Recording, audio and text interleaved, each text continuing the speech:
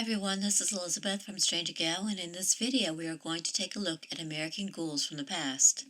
A ghoul is traditionally a living person who steals from the dead, and it was quite an occupation back in the early 1900s when incidents of ghouls were widely reported in the United States. The worst ghoul offenses took place after tragedies. Wherever a large group of people died, ghouls would literally descend upon the area and begin stripping corpses of valuable items. On June 23, 1912, disaster struck the Eagle Park Resort in New York. A dock collapsed into the West River and took the lives of 39 people. Getting the bodies out of the water took time. Only a few were recovered on that initial day. When night fell, the searching stopped and the ghouls fell upon the area under cover of darkness. One report claimed, "Ghouls added to the horror of the night. Rings were stolen from fingers of women, and pockets of many victims were rifled of valuables before police were placed on guard." By the next morning, body recovery was in full swing. The police formed a line around the area to keep back the hundreds of tragedy enthusiasts, and a temporary morgue was set up for body identification. In 1907, the Rock Island Limited train crashed into a freight train near Waterloo, Iowa. While at least 12 people were killed on impact, more people lost their lives when a gas tank burst into flames. When the news reached Waterloo,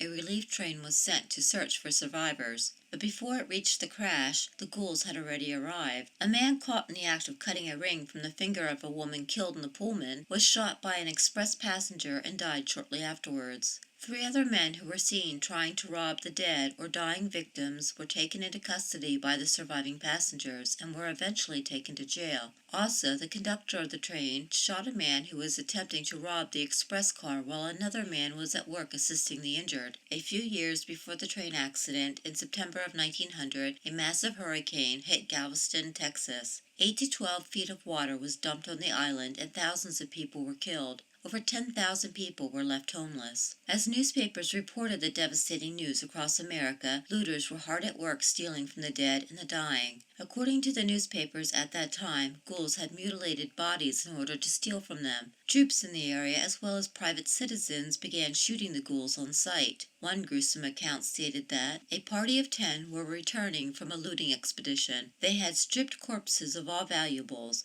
and the pockets of some of the looters were fairly bulging out with fingers of the dead, which had been cut off because they were so swollen that the rings could not be removed. Angered by this desecration and mutilation of the dead, the looters were shot down. During the robbery of the dead, not only were the fingers cut off, but ears were stripped from the dead in order to secure jewels of value. A few government troops who survived assisted in patrolling the city. Private citizens also endeavored to prevent the robbing of the dead and on several occasions killed the offenders. It was said that at one time 8 were killed, and at another time 4. The estimated total of those executed exceeded 50.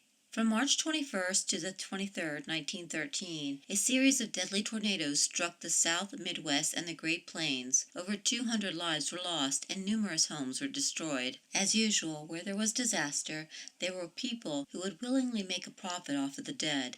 Ghouls struck the area, but the troops were ready for them in Omaha, Nebraska. One newspaper stated that ghouls carried on their fiendish work all night, robbing bodies and looting stores after the storm subsided. U.S. troops drove the looters away. No one is allowed inside the lines without a pass. After the deadly tornadoes came the floods in Ohio. Heavy rains caused all the major rivers to spill out and over 400 people lost their lives. Ghouls came to profit from the tragedy, but they were also being dealt with both swiftly and fatally. One reporter wrote, "In the wake of the waters and the fire, pestilence and famine, the looter and the ghoul are stalking. In all the flood-stricken cities which the soldiers have reached and are patrolling, the same order has been given out relative to looters and sightseers. Shoot looters and shoot to kill. If sightseers will not get beyond the flood lines after one warning shot, shoot them also." When floodwaters devastated parts of California back in 1916, the loss of life was not as great as with other tragedies, but ghouls still saw a chance to make some money. A newspaper stated that looting by ghouls who cut ears and fingers from corpses of women to obtain their jewels were reported today from a flooded district to the south, where more people were fleeing greater floods than Fridays, which cost upwards of 60 lives in Otay Valley. Marines were sent to the scene and began shooting anyone suspected of stealing from the dead. Not only did ghouls feast upon mass tragedies, They also robbed graves. For example, when Clara Gunderberg passed away at a young age in 1913, her mother had her buried with her engagement ring and 2 other expensive rings. 7 years later, ghouls dug the young woman back up and stole all the rings. After the ghouls stole the rings,